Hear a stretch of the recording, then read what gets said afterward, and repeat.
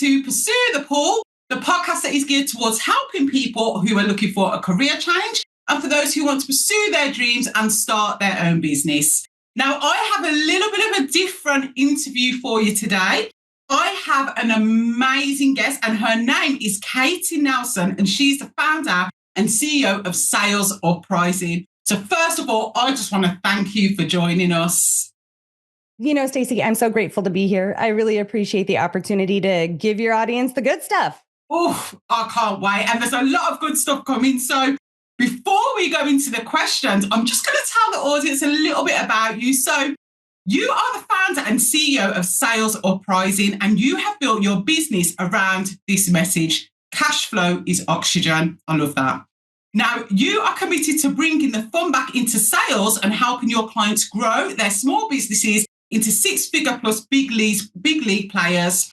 Now, you are a speaker, consultant, and business coach with a total of 25 years sales expertise and 150 million sold in products and services.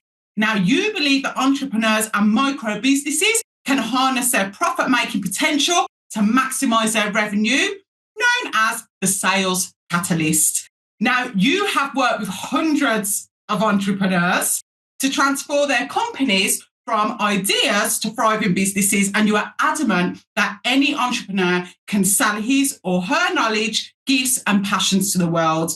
Now, because sales is a key to a successful business and it's a skill available to everyone. Now, I can't wait to get into this because this is such an important part of entrepreneurship. And the most questions I get asked is, how do I get clients, or how do I scale my business? So before we go into all of that, can you give us a little bit of background into you? Where did it all start, and what was your own journey like to get from where you were to where you are today?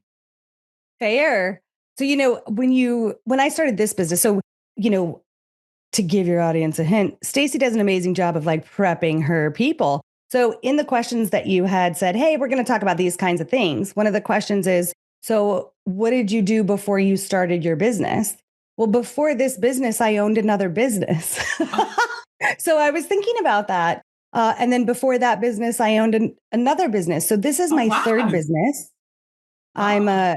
My first two goes were as co-founders. Mm. Those were in the professional services and staffing space. Mm-hmm. And now I'm the CEO and founder of Sales Uprising, which will have its 9-year anniversary this year.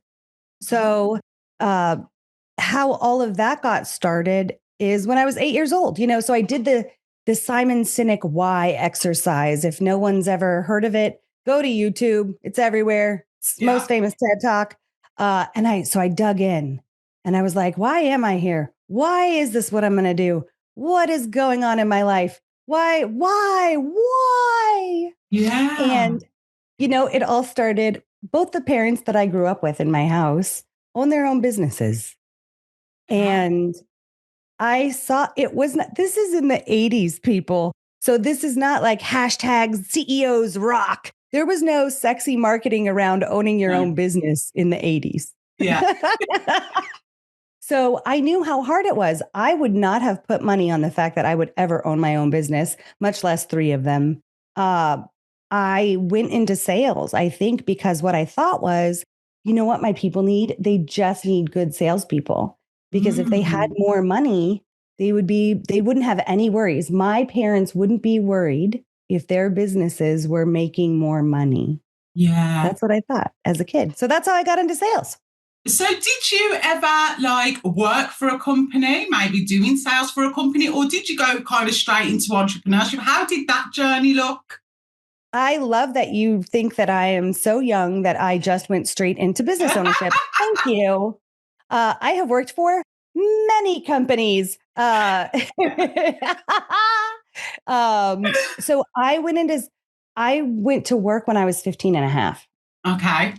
So the very first job I took, I had to sell my parents on getting this job. I was the third oldest in a family. I was in high school and they were not about me working. And I was like, I am about working. I want independence. I want to have my own money.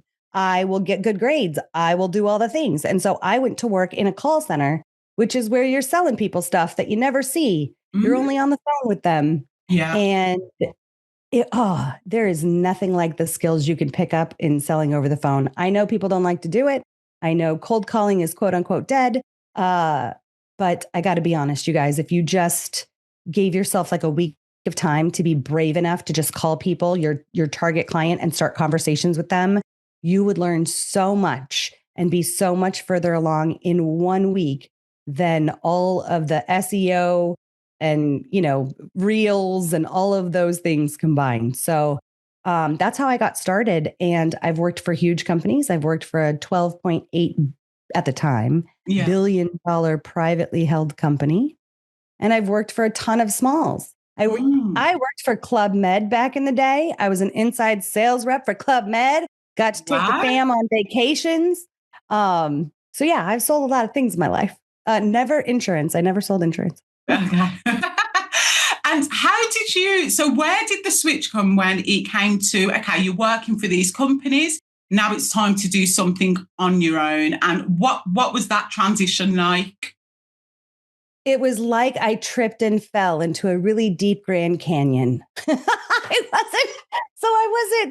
I was in my late 30s, mid 30s. Okay. And I had been in an industry. I'd been in the industry of professional services and staffing for a while. I got a pretty good name in it. And I was approached by one of my early mentors, and he said, "Hey, I want to start a company. You want to start I can't think of, of course there was praise involved. I can't think of starting my business with anyone but you." And I recognized that for what it was, but he and I had a great relationship. And at the time, I was working for a firm that was not integrally aligned with who I was. How's that? Yeah. Yeah. And so I was like, okay, yeah, let's do that. And so the very first business that I owned, I didn't treat it like owning a business. I was the number one salesperson, and my job was to go generate revenue for this brand new baby bird that was trying to fly out of a nest. So it worked well. So that was kind of like, I suppose, more of the direct sales, like the cold calling and, or was it knocking on doors like the business door straight away? Or what was your tactics, your sales tactics like at that time? So we are talking about a deep consultative sell. So when you sell services, you're selling relationships. And so the good news is that I had years in this industry. So people knew me. So I didn't have clients right away because we all have non-competes. I don't know if you have non-competes where you are, but we have non-competes here.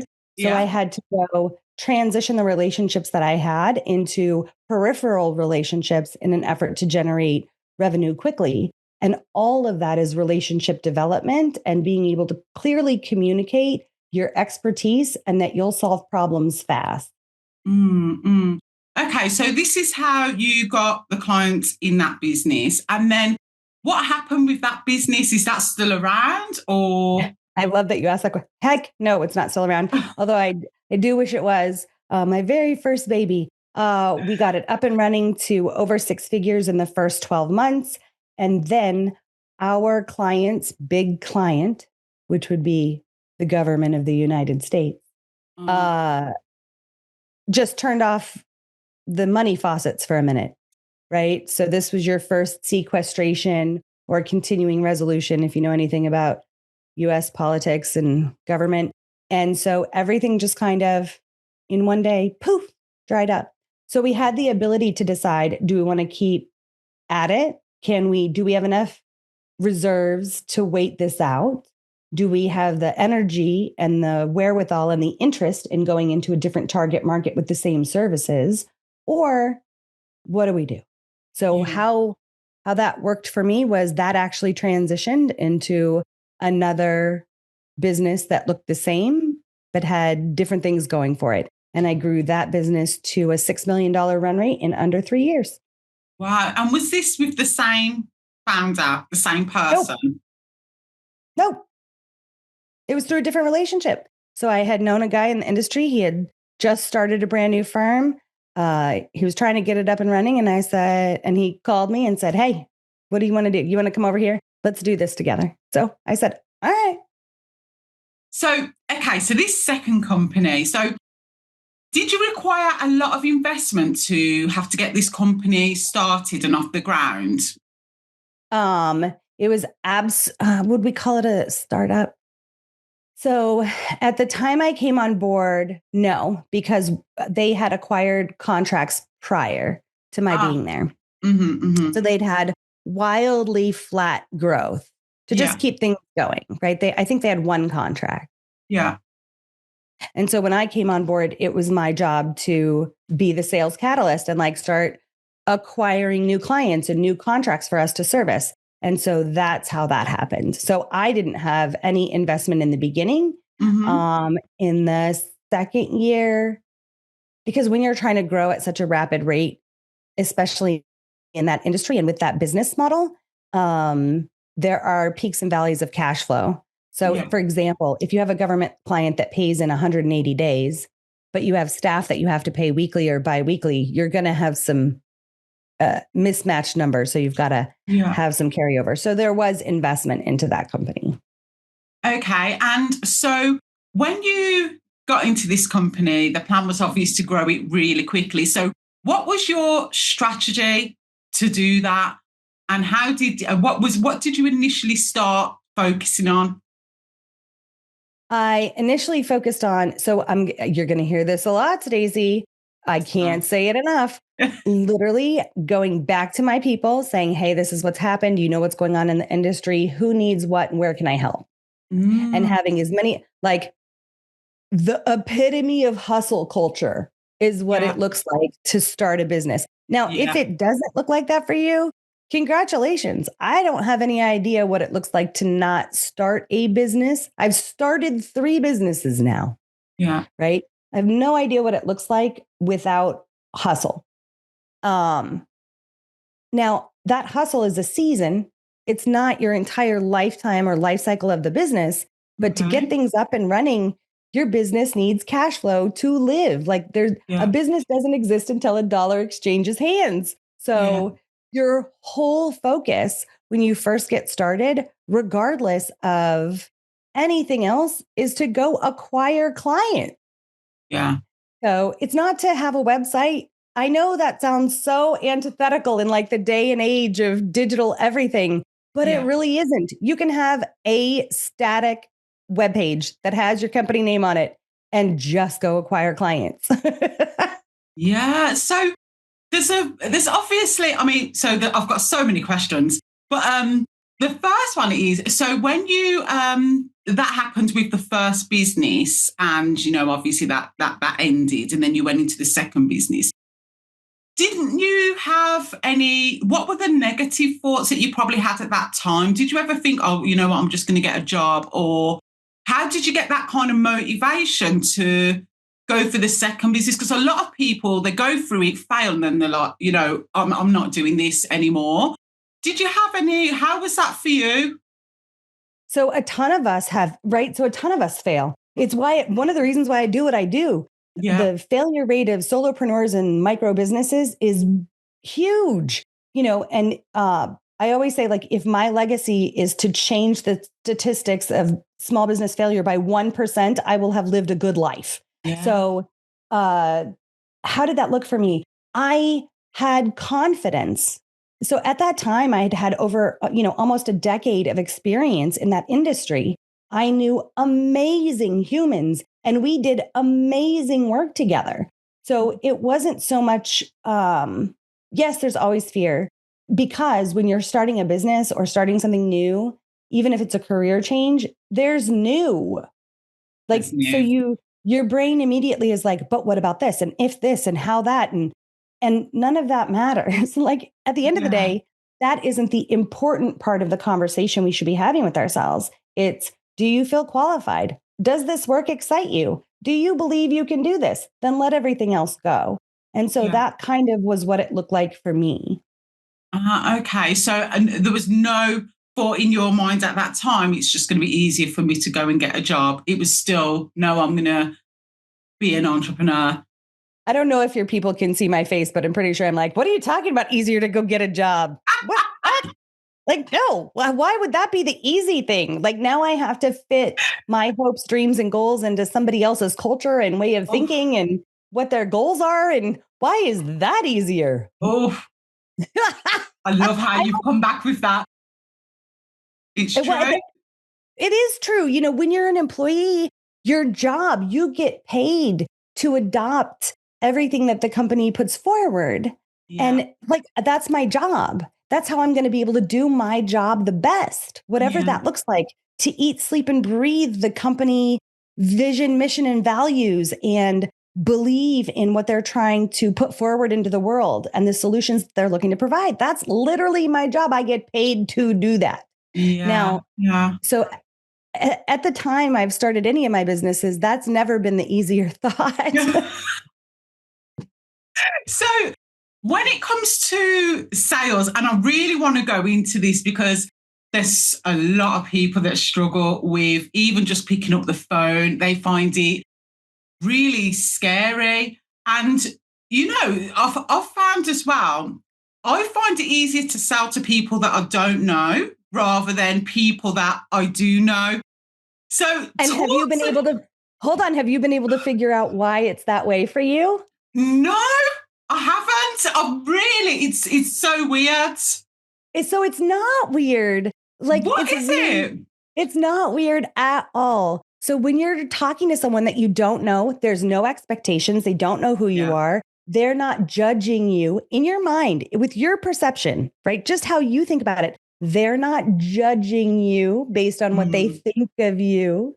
So yeah. you get to present a completely clean slate. How I liken it is think about your first day in a brand new job. Yeah. Nobody knows you. Nobody knows who you are. No. So it's so easy to be you or be a new Mm, version of you. It's like yeah. that every single time you're selling to a person who doesn't know you Yeah. versus I'm talking to my best friend or a colleague. I know that my services support what they do. And how do I let them know that without sounding like I'm just trying to get their cash? Yeah.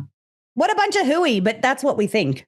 Yeah. Yeah. It's true. It's true. So what do you think about that in terms of how can we overcome those kind of thoughts going for people that we do know? Because like you say, that's really helped you in terms of growing your second business. And, as opposed to going to kind of people that we don't know, how does one overcome that? Because it's quite difficult. So if we can understand from a non-emotional place, from a data place, Mm, that the majority of businesses succeed the fastest that are local and live, right? mm, So for example, every single one of you most likely has clients in your own backyard, in your own community. There are people who can be supported by what you have to offer. yeah. So if we can, and they're the closest to you physically, like literally. So that Yeah. dollar is closer to your bank account than any other dollar in the world. All Yeah. the other dollars are far, far away from your bank account, literally and Yeah. figuratively. So if you can understand that, then maybe it can give you the courage. Because in the beginning, how do you overcome any fear, Stacey? You Mm, decide you're going to overcome a fear and you gather up all of your courage and you go do something. So yeah. you're going to date a new person. You're going to go on Mm, a date. I don't know this person. yeah. I don't know their motivations. I don't know if their online profile is what they look like. I Mm, don't know. I don't know a lot of things, yeah. but I have a desire to succeed in partnership in my life. And so I gather up all my courage. I do my risk mitigation by calling my friends and saying, hey, check in on me in 30 minutes. And Yeah. then I go on my date, right? Mm, yeah. Yeah. No different. No different. And that analogy is brought to you by a woman who's been married for almost 22 years. Um, so, but it's like that. People fear is people fear. If you want to run your own business and you're bootstrapping it, you all know bootstrapping, right? Like you have to pay for the success of your business on your own, then courage is going to be your best friend. And if you are just staunchly not willing to do something like I'm not willing to work out, then maybe you shouldn't own a business. Just like I'm never going to be like Miss Universe. I just got what you said. It's true. It's just so that does lead me on to a question, actually. So I'm glad you've mentioned that. So in terms of bootstrapping, a lot of people do bootstrap. They're working and they might be using that money to fund that. And then they want to transition from relying on that salary to fund that business, and they want to transition into doing their business full time. And some people say you've got to be earning what you was earning there to replace it and so on. So, I mean, what advice would you give to someone in that position? Sure. I've worked with a lot of businesses that are in the middle of their transition. And what I would say is nobody can tell you that ish. Like nobody can tell you that. You know your books, you know your bills, you know your bank account, you know all the B's about you. Yeah. So don't listen to the shoulds, and like people can give you great advice. Just like I think all of us around the world have been taught, have 6 months worth of savings in your bank account so that your life can continue should something untoward or unknown happen. Yeah. Great advice. I've lived for a hot minute. I don't know that I've ever listened to it. Yeah. Maybe more, maybe it's been less. So pay attention to your finances. So first and foremost, what I would say is know your finances. If you're the type of person who isn't paying too much attention to the dollars and cents of a thing, get really comfortable paying attention to the dollars and cents of a thing. Otherwise, you don't even know what you need to be successful. It may not be your salary. Maybe it's more. Maybe it's less. What type of goals do you have for your life that would dictate the dollars? Right? So it's nobody else's purview. It's yours. The other thing I would say is when you're in transition, it is the sexiest time. I know this is probably not what you hear on a regular basis. Girl, let's talk about it. So you have a salary and then you have extra energy and interest in starting another thing. So your bills are paid. Fantastic. This is the time to have zero ego. Say, you know what? I want to start a business, but I don't know how to sell. I hear that's kind of important in business. So maybe while I still have my gig that keeps me happy and not stressed out and like earning cash, I'm going to go pick up my skills in this arena so that when I start my business, I am good to go. Yeah. Right. Yeah. So there is so much opportunity to learn the things that you need to learn that are right for you in an effort to set you up for success in business ownership. How much money do you need to save from your jobby job before you think it's going to benefit you to do this? How much runway do you have? How many people do you know that are going to buy you as soon as you leave? Yeah, we've got, there's lots of fun times during transition. The hardest thing to do when you first start your business is know that literally as soon as you start it, there's no money coming in the door. Yeah. There's not a single one of your listeners that doesn't think that's the most stressful thing. Because why isn't that stressful? Of course, that's stressful. Yeah. I'm now living off my savings, or I'm living off whatever bootstrap money I put aside. That means I only have, say, a year or less to get this up and running. So you sit stagnant for a minute, just feeling the weight of that. We ain't got no time for that, boo. There's no time for that. So set yourself up for success while you got a paycheck coming in the door. Not everybody gets that opportunity. Some people are just fired and decide to start their own business. Some people are accidental entrepreneurs like I was. Oh, sure, let's start a business. I read trip fall into business ownership. Sure. Yeah. Was I prepared for that? Had I saved for that? No. Was I thinking of that? No. So there are harder ways to do it than to transition. Yeah. So when it comes to, the selling side of things, because like I say, a lot of people aren't, natural born salespeople. And I think when you've got a bit of stress on you, like you say, people that have been forced into it, it can come across when you speak, that desperation of needing that money can come across. So I think there's a fine line between that and then, the hustler kind of mentality. So can you break it down in terms of, how you would approach it now, looking back, if you was in this situation and you was making this transition, what would your approach be? I will tell you what my approach was then, and I will tell you what my approach still is. Yeah. And it could just be dumb luck that I tripped across it, or it could be, the 20 years of sales experience I had before I ever owned a business that informed that decision. But just be honest. I do believe that the word authenticity is overused. And it's still a winning factor for you. So let's get to it. If you're new in business, if you start a conversation with, I am so excited to have this conversation with you.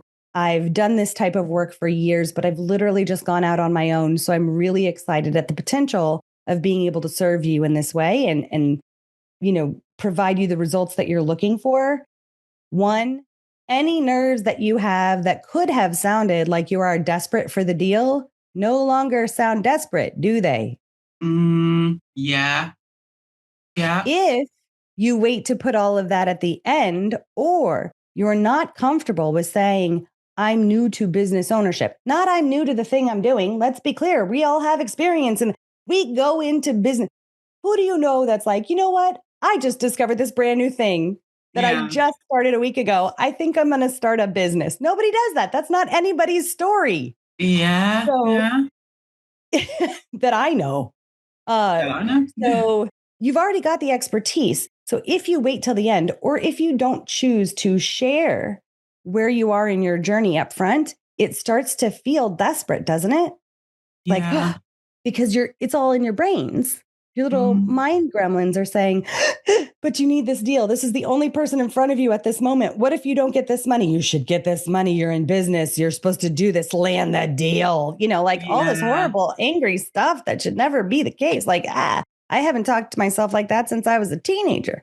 So, be an adult, give yourself grace. You're new in this space. It's okay. You can consider yourself the next best thing. You just got to get there. Yeah. So what do you think about people that say, look bigger than what you are essentially as you're trying to sell? If that's who those people are, then they know how to do that and it works for them. If that doesn't vibe with you, don't do it. Yeah. Like I love Skittles. There's a rainbow of fruit flavors for how to run a business. You run yours. You can't get it wrong. I talk about this a lot. You can't get it wrong because it's yours. You can only grow it faster or you can grow it slower. If you grow it slower, there's a bigger percentage chance that you are going to fail if you grow it slower based on your bootstrap cash, your capital, like whatever that looks like. If you grow it faster, you provide yourself with a higher percentage chance of success. Yeah. So there's no right or wrong way to do it. Just faster or slower. And how do you, it's the nose. I remember when I did cold calling, I've done it face to face, which I loved, but put me on the phone. Oh my gosh. You'd get a no and you'd be like, how do you handle the no's? And, I know people that have tried to do sales and they've built themselves up to it. They've got on the phone or they've sent that email. They've got a response back saying no, or they haven't got a reply at all. And it's broke them. And they're like, I'm not doing that again. So how do you deal with the no's? You guys, you have survived 100% of all of the no's in your entire life. Like, there's some Facebook meme popping around like that, but it's just true. Your entire life hasn't been a yes.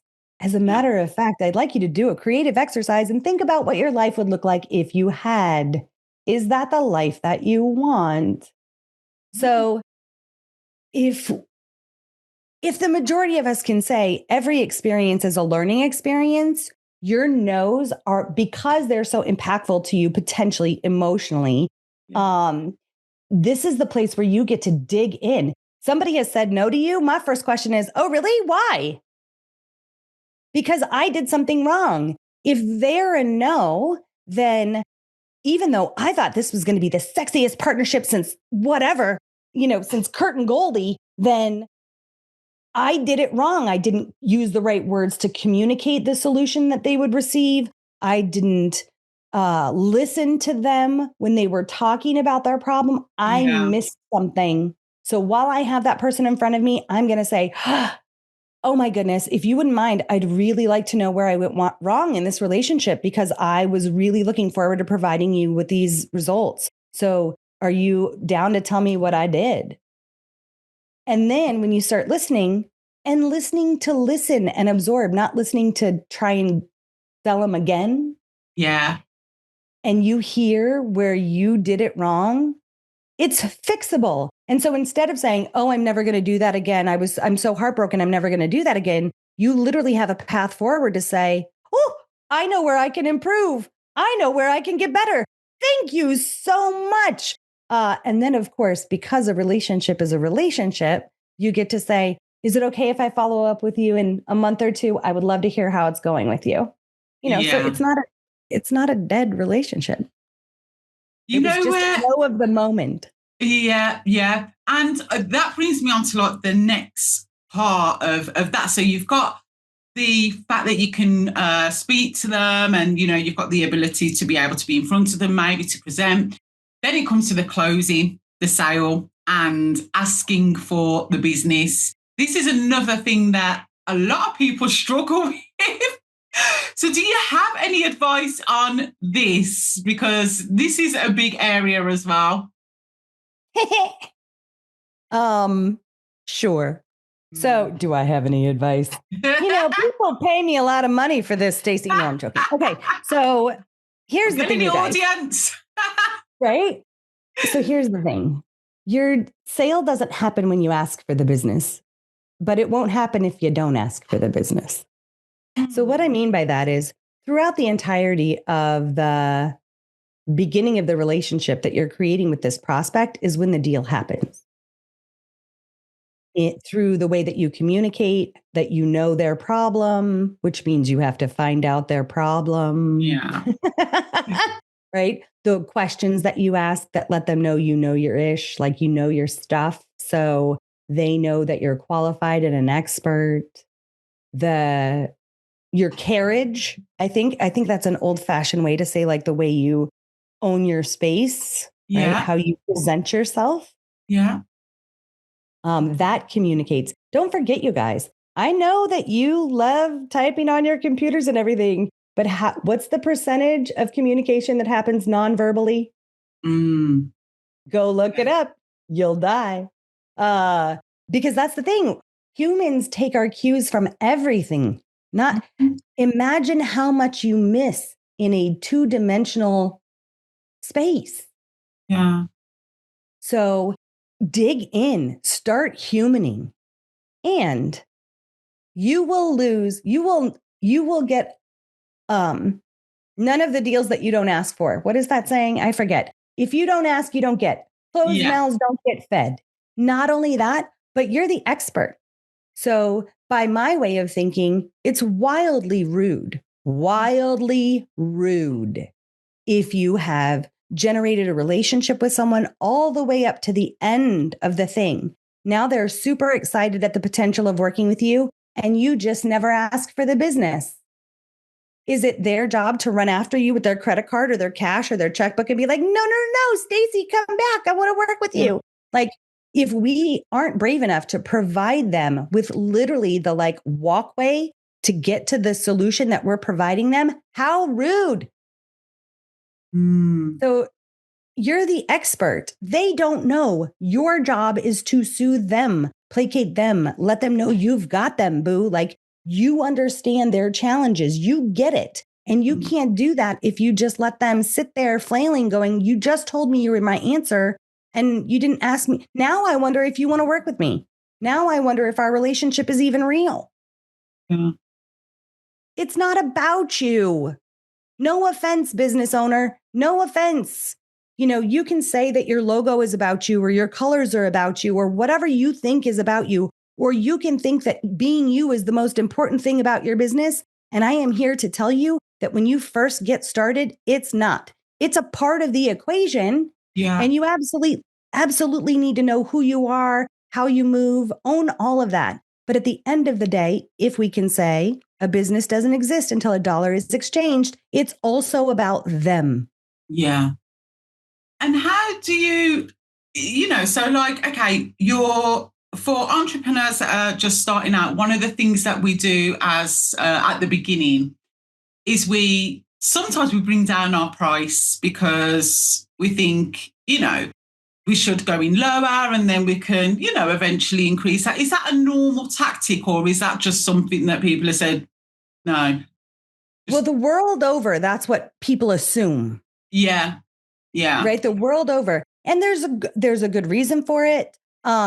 If you're comfortable selling at a lower rate, great. But remember that when you do, your target market may be off a little. You may be shooting at the wrong target for what you deliver. So another thing that I see a lot of is when we're new in business, we go after the smaller fish, if that makes sense. So, so many businesses say, oh, okay, I'll go after someone who is a smaller business, maybe less sophisticated, because we'll be on the same level I just got in my business. So maybe that's who my target market should be. Yeah. And let's be very clear. Y'all are brilliant. So just because you got here in business doesn't mean that your brain and your skill set and your expertise is for somebody who just got here. If your expertise is in providing enterprise-wide solutions, but you're going after solopreneurs who, let's be clear, have no enterprise, it's a misfit. It's not going to connect. Square peg, round hole. So, do I have a problem with charging low rates? No. Just know that your sales statistics aren't going to be right. Yeah. You'll get more yeses than nos, which isn't going to help you understand your true target market. And ultimately, let's say you land in a gold mine. You've got rates that everybody just flocks to you like moth to light. Okay. Yeah. Eventually, you're going to be like, oh, I'm hot shit. I need to go ahead and up my rates. And then you're going to have to literally recreate your relationship with those clients because you're going to say, hey, my rates are going up. Yeah. So eventually, regardless of which way you slice it, you're going to have to get to a place where you're doing hardcore selling. So you don't think it's wrong to go after big companies straight away? Why would it ever be wrong? Is that your expertise? Is that where you've hung out? Is that where you know people? Do it. Why are we waiting? What is working with smaller firms going to provide you and your business if ultimately enterprise-wide companies are who you love, who your passion is, who you're like, if that's your jam, that's your jam. Why are you hanging out with jelly? Yeah. Yeah. So with your company, how do you grow? How do you take it to that next step? Because this is something that obviously you coach on. How do you take it from, small entrepreneur and then scale? And you've done it quite quickly as well. 9 years. Your own business. Oh, you mean in this one? Yeah, the second one I grew really, really fast. So to be clear, in the second business, I was a co-founder. So yeah. I had somebody else that I could be like, here, you go do all this other stuff. Yeah. You go do all this other stuff. And I'm just going to do client acquisition. So even though I own the company and I had to have meetings, death by 1,000 meetings, I had meetings and we grew staff and we negotiated our rent on a brick and mortar. Like all of those things are going on in the background. My number one goal and my focus and my intention never faltered from client acquisition. Not one. Yeah. Yeah. So that was I ate everything else that wasn't client acquisition happened outside of business hours. So when we're talking about hustle culture, that's what I'm talking about. The willingness to have a regular go get clients on a 9 to 5. And then from 7 to 9, take a look at the financials. From 5:30 to 7, taking a look at staff, that type of thing. Which is a longer day than I signed up for when I started a business. That's not ultimately the goal. Yeah. But I'm happy to go ahead and do that to pay it forward to myself, right? Like if I can create a strong something to begin with, then I get more opportunity to have what I'm really looking for at the end, like that 4-hour work week people talk about. Yeah. So I still don't know what that is. I'm not real sure. I don't know that I'll ever get there. I don't know that I'm interested. For Sales Uprising, how we continue. So one of the things you keep saying is, so how do you go from where you are to scaling to where you're scaling? And you're missing a really important piece of the pie, the growth before the scaling. So every new business, when they get started, has to grow before you can scale. And what I've noticed is that we use these words interchangeably, grow and scale, like we use sales and marketing interchangeably. Yeah. And that is not helpful to anyone who just got here because they're different things. Yeah. Right? So scaling is when you've gotten to a place in growth that you can afford a plateau so that you can hone and create efficiencies and do it bigger, better, faster when you come out of your scaling. But you got to grow to a place to get there. So all that's done with intentionality, hyper focus, and continuing to pour cash into the bank account so you can literally afford it. Yes. That's what I do. Yeah. And you are so like, you're confident, you're extremely like motivated. Like, how do you motivate other people? Like, how do you do that for yourself? How do you stay like so motivated and that confidence as well? So I appreciate that what you see is confidence. I look at it as I've been doing this a really long time. Yeah. So for me, this isn't confidence. This is just my regularly scheduled programming, right? Yeah. Like I talk about this all day, every day, and twice on Sunday. Owning your sales function of your business. I called my business Sales Uprising. So close your eyes, Stacey. Imagine Main Street and all of the fear that all of those businesses have about selling. I want them to grab their pitchforks and their like fire and go at their own mind demons about the concept of selling. They have this in them. Like that's how I want them to have an uprising. And of course, I want you to have more sales. So that's like the secondary meaning. Yeah. But that's what I want for people. You don't have to be confident. You just have to be competent. I truly believe that confidence is like something other people put on you. Like when they tell you you're an introvert or an extrovert. Yeah. Like, I don't know what that means. Like, so I've read up on it and I still don't really get the concept. How I got to be the way that I am is because I own my mistakes. I have, I'm all of it. I'm a lot, right? If you talk to my friends, they'll be like, oh, girl, you're trouble. And that's not true. They mean it in the best way. Yeah. But I am wildly interested in humans and their success. So that's a never ending story. I'll be able to dive into that for the rest of my life and still never have all of the answers. So I think what it really is that you call confidence is interest and passion and desire for the people that I want to support and help and see them be successful. That's the thing. And people feed off that. So if like you're selling to someone and they can see you're excited and you're passionate about what you're selling, they can feed off that as well. The same as we talked about earlier with the depression element. So look, you were giving some, I could talk to you all day, but I'm conscious that, we're running out of time. So I just want to ask you just a couple of last questions. One is, what would you do if, what would you do? What would you advise, to people that want to start a business doing exactly what it is that you do?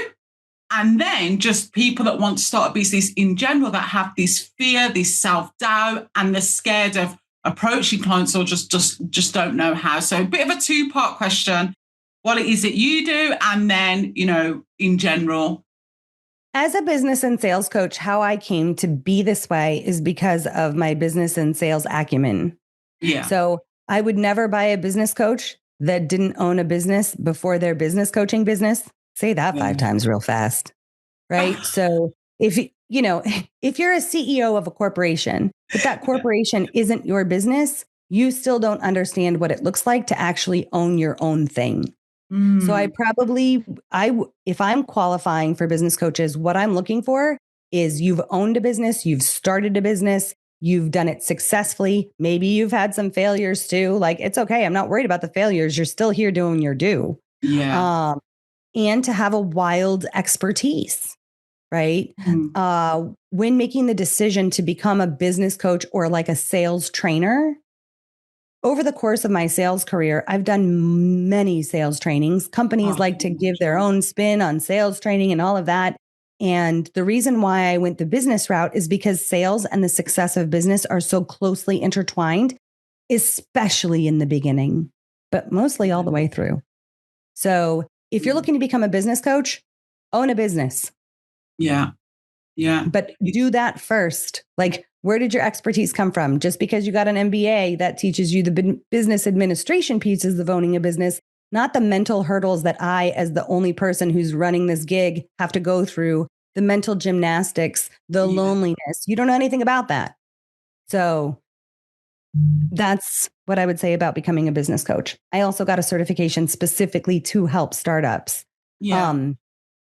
If you want to start any other kind of business, go for it. But do it in a smart way. Don't do it so that it breaks you. It never has to break you.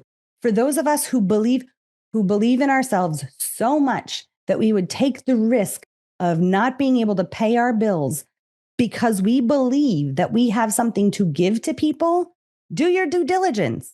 If you do a search on the interwebs and you see that there is nothing like what you do, I'm going to tell you, you need more money than less to start that business. It's a scary proposition to be the first in any space. Not only is it scary, it comes with much more risk and it's wildly more expensive. Yeah. So if you're going to start a business, go with something that you know sells. It's okay if you have competition. That's not the challenge. You already know that there's a market for what you do. So there's that.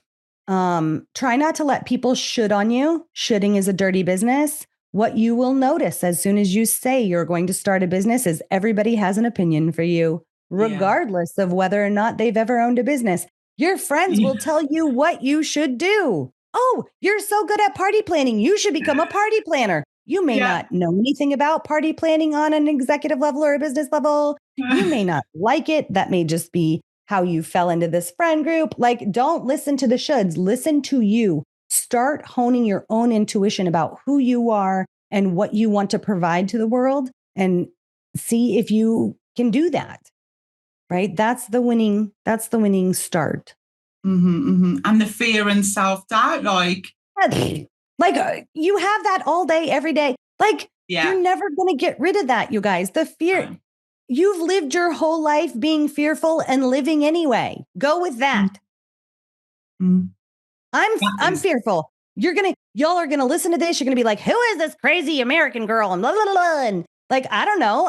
I don't know what the scenario could be, but I could choose to think about all of that instead of having an amazing conversation with Stacey. But instead I choose to think, hey, me and Stacey are getting along. Let's have a really great convo. Yeah.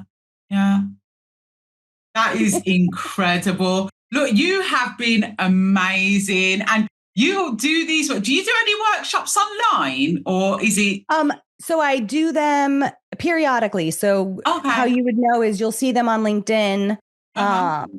And you can go to my website. There's an events thing. But yeah, so every once in a while, I'll do like a quarterly series of some educational pieces. Oh, amazing. I also have a link to all of the podcasts I've ever done. Because I like to have conversations with humans, Stacey. So thank you for You are a natural at them. Lots of practice. Well, look, it's been amazing. I want to thank you so much for coming on the show and just giving all of this advice and, guidance. And this is going to help a lot of people. So I just want to thank you so much. You've been incredible. Well, from your lips, I truly hope that something that I have said gives someone the belief in themselves, or they can hear it finally that they can do this. And if they're already doing it, that they're not alone. This is a lonely scenario. It is okay. You are going to be all right. The hard times shall pass. This too shall pass. You'll get a big dollar deal. I promise. Just keep going after it. Oh, I love it. Thank you so much. And enjoy the rest of your day. Really appreciate it. Thank you. Thank you. Thank you. Bye. Bye.